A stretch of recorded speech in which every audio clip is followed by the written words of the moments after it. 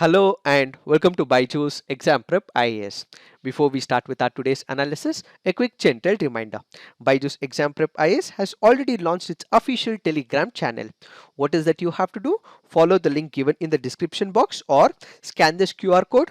This will take you to our official Telegram channel. Join the channel and you will get all the current affairs related updates. Let's get started and look into the first article. The first article says, is there clarity on Pegasus malware report? Let us try and understand what is this article all about. The article here is speaking about the Pegasus issue. What is this Pegasus issue? What are the issues concerning the Pegasus has been explained in one of our videos. The link for the same will also be given in the description box. Please watch the video. What are we going to discuss today? We are going to discuss about the panel report that has been submitted to the Supreme Court of India. Let us try and understand what is this Pegasus malware report all about. Back in the year 2021, the Supreme Court had appointed one of the expert committees. Why did the Supreme Court of India appoint this expert committee to investigate about the Pegasus? That is because there were a number of petitions that was filed in the Supreme Court of India. What are these petitions about? These petitions allege that it is the central government which has taken the Pegasus from the Israeli company, has employed into the phones of multiple people. This included multiple people like politicians, journalists and others, where the central government was spying on all these individuals. So petitions were filed in the Supreme Court of India and it alleged that central government was snooping into all these personalities. One issue. On the other side, you also had the Supreme Court requesting the central government to give an affidavit about its inputs. The Supreme Court also felt that central government had to give its affidavit, had to give its inputs to the Supreme Court, but the central government declined. Because the central government declined, because there was a number of petitions that was filed in the Supreme Court of India, the Supreme Court of India decides that it has to appoint one of the committee to look into the technical questions and also find out if there is any violation of the fundamental rights, if there is any violation of law because of such snooping. That is why we have the Supreme Court of India which appointed this expert committee. What was the committee supposed to do? This particular committee, which was appointed by the Supreme Court of India, will look into whether this Pegasus was procured by the central government. This Pegasus was inserted into the phones of multiple personalities. Was there any violation of the fundamental rights? If yes, collect all this information and give it to us, said the Supreme Court of India. The court also directed the committee to make recommendations on multiple legal issues, whether there was violation of laws, whether there was violation of privacy. If there was violation of laws, also provide your recommendation, said the Supreme Court of India to this particular panel. So this panel had taken a lot of time. It did look into the phones of all those personalities. It did take the inputs from the central government as well and has ultimately come up with this particular report. And this particular report is currently being read or is being understood by the Supreme Court of India. If we consider this expert panel, the panel consisted of 3-member technical committee and this committee was supervised by retired Justice R.V. Ravindran.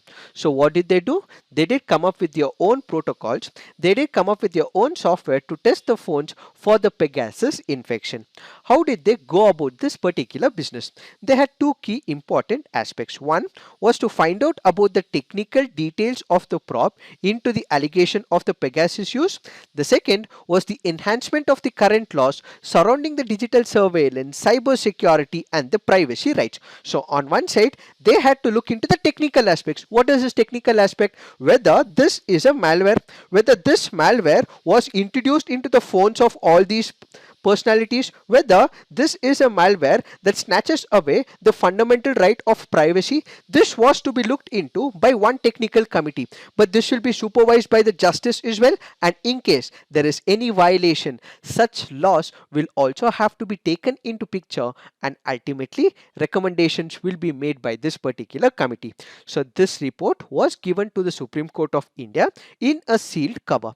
What is this sealed cover? This sealed cover basically means that other parties would not be aware of the content, because this particular content is sensitive in itself. It should not be thrown to the outside world or to the opposition party, because this has some intense data, this has some sensitive data which can affect the national security or the public order, which is why it was given in the sealed cover, so that other parties don't know about it, so that other parties are not aware about it, because these are the sensitive data that can affect the national security or the public order. Now, this report was given to the Supreme Court of India.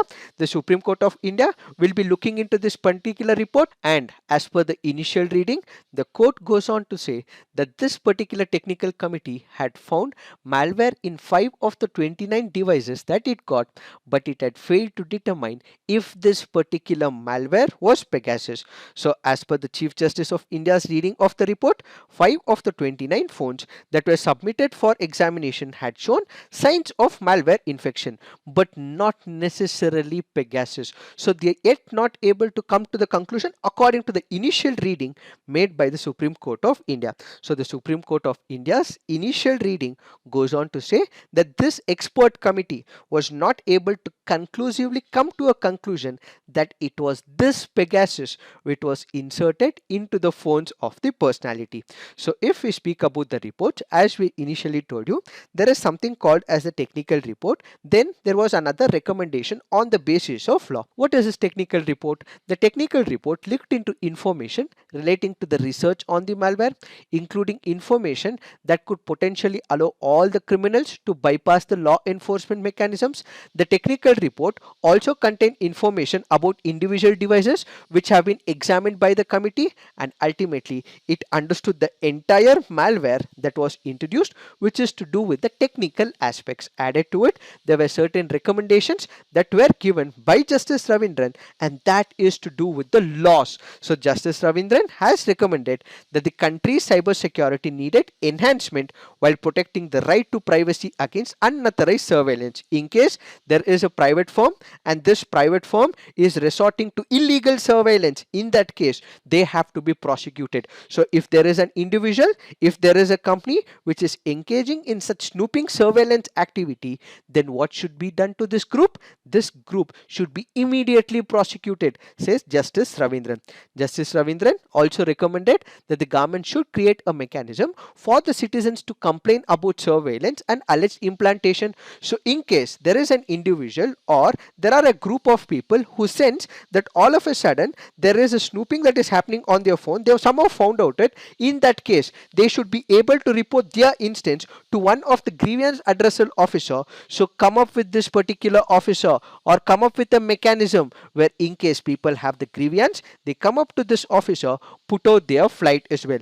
And Justice Ravindran also suggested the formation of a special investigating agency, so that this agency is able to investigate cyber attacks, and ultimately we would be able to strengthen the cyber security network of the country, says Justice Ravindran. During this entire process, the panel was investigating. However, when the panel was investigating, not much of support was also given by the central government, says the Supreme Court of India. Added to it, what is the centre stance? The centre had earlier refused the Supreme Court's order to submit a detailed report regarding the use of Pegasus, arguing that such affidavit would compromise the national security. The centre had also wanted the panel probing to come under it, but the Supreme Court did not accept it. Why? Because this is a violation of natural justice principle, because it is the government which is accused of it. If there is a committee or if there is a panel that comes under it, there would be biasness. As a result, the Supreme Court said that such a panel will report directly to the Supreme Court of India. And when this panel was investigating, the central government continued its stance of not cooperating with the probe panel, says this article. It is this that we have to understand with respect to this article. Now let's look into the next article. This article says, what are the claims of Twitter's whistleblower? The article here is speaking about one of the whistleblower from one of the multinational companies, which happens to be Twitter. There are multiple issues that this article covers about, but what is important from our examination point of view is only with respect to India. So this whistleblower who's happened to speak about the entire Twitter issue, and he has also spoken about Elon Musk, he has also spoken about multiple governance issues within Twitter. That should not be the focus of our article. The focus should be entirely on what this person has accused with respect to the government of India. So Peter Majozatko, a former head of security at Twitter, had filed a whistleblower complaint with the US Securities and Exchange Commission.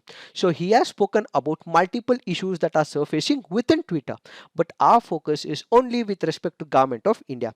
So he goes on to say that the Indian government forced Twitter to hire specific individuals who were government agents who, because of Twitter's basic architectural flaws, would have access to vast amounts of Twitter sensitive data. So what does this mean? There is a whistleblower who has come out in the general public and has put out his views with respect to the concerns in Twitter. He says that we have the government of India. The government of India has asked Twitter to employ its agents. Whose agents? Government of India's agents. Where should they be? They should be in the offices of Twitter. And these people had information about some of the sensitive data, is what this whistleblower said. If this is truth in reality, this is a breach of trust. How breach of trust? There is an individual who has given this information to Twitter. This information is sensitive in itself. You have given this information because you know for the fact that Twitter will take care of the privacy of an individual. But if this particular data is accessed by the agent of the government of India, in that particular case, Twitter has given away sensitive data to the agent of the government. So there is breach of trust, and at the same time there is also violation of the privacy. But then there is another way to look at it. We have the government of India, which did also come up with information technology rules of 2021. These rules mandated social media companies to hire key personnel and nodal officers who would solely liaison with law enforcement agencies to assist them in investigations.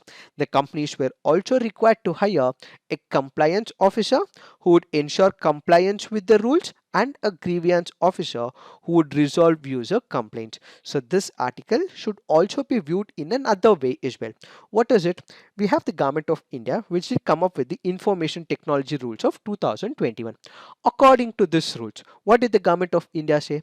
The government of India said that what we require is a nodal officer that has to be appointed on the Twitter front. So this means that you have one of the agent in Twitter which the government of India has asked Twitter to appoint. So this person will be interacting with all the investigating agencies. So the nodal officer will be interacting with all the investigating officers. So if the investigating officers require some information where it is detrimental to the security of the country, such information should be given by the nodal officer to the investigating agency. This is one point. The second point is about compliance officer. Who is this compliance officer?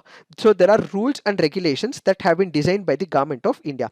There are laws of the land. There are internal policies of a particular company as well. So the internal policies should also not be in conflict with the law of the land as well. So the law of the land will have to be monitored. So you require one such person. So this is the compliance officer. So you have the rules and regulations given by the government of India. Whether Twitter is following these rules and regulations, who will monitor it? It is the compliance officer.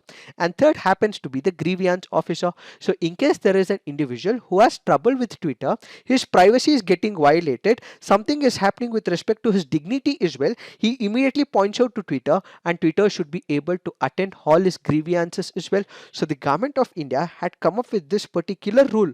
So are these people appointed is what is being accused as the government agent by this whistleblower is another viewpoint. If that is so, then government is right. The government has every responsibility to take care of its people. So the question is, if it is not so, it is breach of trust and breach of privacy. But if it is according to the rules and regulations, then government has the responsibility to take care of the people, and ultimately everything is happening as per the rule book is another viewpoint to it. But since we needed clarity on what this issue is all about, what we have is the Parliamentary Standing Committee. So we have the Parliamentary Standing Committee on Information and Technology, and this is currently being headed by Shashi Tharoorji, and then he goes on to question Twitter. So Twitter people were summoned, and ultimately number of questions were thrown before them, and they were not able to answer number of questions. Twitter even stonewalled questions by members and denied all the whistleblowers' claims as well. In fact, they have also asked time from the government of India to respond to it as well.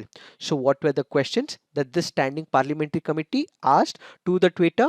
The social media platforms officials were asked questions about data security and privacy, whether the data security policies are in link with the local laws of the country, and at the same time number of people it employs in India, as well as those employees who had earlier worked with government of India, is there any breach of the privacy issue, are number of questions asked by the Parliamentary Standing Committee to Twitter. However, Twitter was not able to answer it. It has also taken a week's time as well. So once we have a larger picture, we will take this article once again. Now let's look into the next article. This article says India backs Argentina on Malvinas case. Let us try and understand what is this article all about. This article here is speaking about the Falklands territorial issue. We have the Falkland Islands. The Falkland Islands are also called by the name Malvinas Islands. It is also called by the name Spanish Islas Malvina.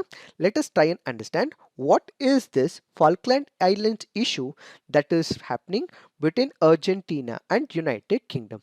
Prior to the 1700s, this island of Falkland Islands was completely uninhabited. People were not present in this island. However, in the 1700s, after that, what we had was the French colonial power. France started entering to this particular area. France first established a colony back in the year 1764 as well.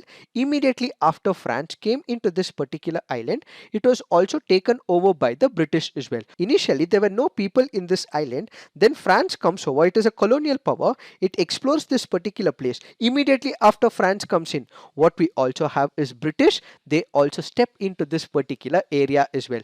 This was also being used by London as a military base in the South Atlantic Ocean, especially during the First and the Second World War. This was a strategic place. Why? Because the minute you capture this particular region of the Falkland Islands, which is close by to the South Atlantic Ocean, what would happen? They would be able to see what exactly is happening in this particular area. So during the First and the Second World War, they were able to take control of this Falkland Islands. And after the Second World War, what we had was decolonialization. So all the colonial powers were asked to withdraw from that particular territory, and what we had was complete decolonization. It is at this particular moment there were number of countries which were decolonized. There were number of African countries as well. Similarly, South America, Argentina says that after Second World War, this is close to Argentina. So this particular territory should be ultimately given to Argentina. So it asks United Kingdom to withdraw from this particular island. Since there is decolonization that is happening, all the colonial powers are withdrawing from their forces, and since this particular island is close to Argentina, it is very close to the territory of Argentina, this should be ultimately handed over to us, says Argentina. Argentina and United Kingdom held several rounds of talks as well, but because large number of people in this islands were people who had come from United Kingdom, they had settled down. Because this particular territory had been ruled by United Kingdom for a long period of time, it is its own people who were present in the Falkland Islands. They resisted. Why? Because on one side Argentina is asking that there is decolonization. Because there is decolonization, and also because this territory is close to the Argentinian coastal waters, we require this particular territory, says Argentina. But then you have people who are living in this particular area, who are people who had come from United Kingdom. Kingdom, they always want to stay with the United Kingdom. They do not want to be gelled with Argentina, so they decline this particular talk. However, this particular talk continues for long number of years, and finally Argentina invaded the island in 1982. Why? Because they wanted this particular island. Initially, when this particular war was launched, everything was in favor of Argentina. One is because when you look at United Kingdom and Falkland Islands, the distance was far in itself. They were not able to control this particular island, but over a period of time, because of the military advancements, they were able to win this particular war. So the war ended with United Kingdom's victory. So after 1982 up till 2022, it's been more than 40 years, and they have been requesting the global community to bring an end to this particular dispute so that this island can be ultimately given back to Argentina. Now, in the present situation, India has said that the global community has to come together. United Kingdom and Argentina have to talk with each other and ultimately bring an end to this particular dispute. So, India reiterated support for international negotiations regarding a territorial matter between Argentina and United Kingdom in the southern Atlantic Ocean. It is this that we have to understand with respect to this article. Now let's look into the next article. This article says Intel agencies seek law on crypto deals. Let us try and understand what is this article all about. This article here is speaking about one of the conferences that was held recently. What is it? This happens to be the National Security Strategy Conference. This conference was organized by the Intelligence Bureau. There were large number of police officers who take in charge of the national security, number of personnel from the National Security Front, Intelligence Bureau, DGBs of different states. Those people who take care of the state security and the national security were all present in this particular conference. What was part of this particular conference? Deliberations were held on various subjects of national security, including counterterrorism, radicalization, issues pertaining to cryptocurrencies, counter-rogue drone technology, and challenges posed by the Maoist outfits as well. So, number of issues were deliberated in this National Security Strategies Conference. In this particular conference, they also discussed about the Chinese shell companies as well. During investigation in the past few months, there were number of Chinese shell companies. These shell companies were operating number of digital loan apps in India, and how were they ensuring that money is sent from India to China? By making use of these crypto exchanges. Despite putting a ban on number of Chinese transfer, what we have actually witnessed is transfer of money from India to China. How is this happening? That is through the crypto exchanges. Most of the exchanges do not have a physical office, and the data storage is also cloud based as well. Presently, the authorities can seek information from such exchanges only after a criminal case has been registered. So they go on to say that in case they have to investigate whether there is transfer of lump sum money, whether there is illegal transfer, whether there are concerns with respect to a particular issue, in all these cases, if they have to investigate, what they require is a first information report. Without the first information report, we have these exchanges which are not giving the information as requested by the investigating agencies. But at the same time, when you look at the enforcement directorate, they are able to get the information from all these exchanges because the government of India has given them the permission to get such information. But when it comes to other investigating agencies, they are not given the permission. So only after they file an FIR, only when it becomes a criminal case, that is when exchange would be able to give them the information. That is not to do the same with the enforcement directorate. Enforcement directorate, even before a criminal case is filed, if it senses something is fishy, it would be able to get the data from the exchanges. So this article currently goes on to say that similar to the enforcement directorate, what the investigating agencies is asking for is bringing a new set of laws and regulations. So the agencies are seeking powers akin to available under the Prevention of Money Laundering Act to get information from the exchanges. Enforcement directorate while investigating a case, froze assets worth 370 crore of Flipboard and allied companies in a money laundering case, and assets worth 65 crore, another exchange which happens to be Wazirex. At the conference, the Home Minister was told that there is an urgent need for regulation and empowering investigating agencies with the power to obtain information from the cryptocurrency exchanges and urge them to proactively share intelligence on suspicious flows with police and intelligence agencies. So the minute these exchanges like CoinDCX, Wazirex, so on and so forth, in case they sense that something is fishy, that there is suspicious activity that is happening, they don't have to wait. They have to immediately report the same to the investigating agencies on a suo moto basis, on a voluntary basis. You sense that something is fishy, you go about conveying the same information to the investigating officers, and you don't have to wait for the criminal case to be registered, says this article. So this article basically is about bringing an end to the activities of money laundering and also about some of the suspicious activities happening on the crypto front. Now let's look into the next article. This article says Russia-China cooperation in Arctic a concern, says NATO. We have NATO Secretary General who has warned about Russia's military buildup in the Arctic and China's increasing interest in this part of the world. So what are we speaking about? We are speaking about the Arctic Sea. What exactly is the advantage of the Arctic Sea for Russia?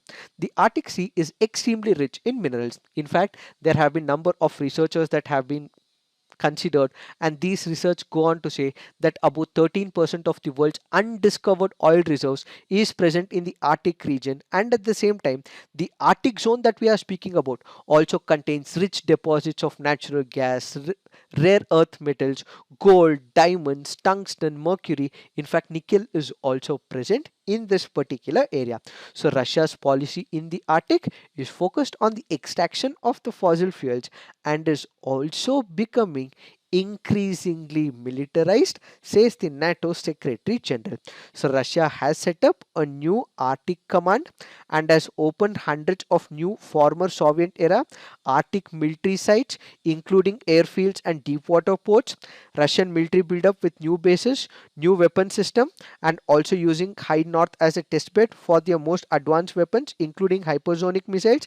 The shortest path to North America for Russian missiles and bombers is over northern pole. So added to all the economic advantages, it is now opening its military front. So because the North Pole is where most of the Western countries are also there, you have Canada, you also have United States of America.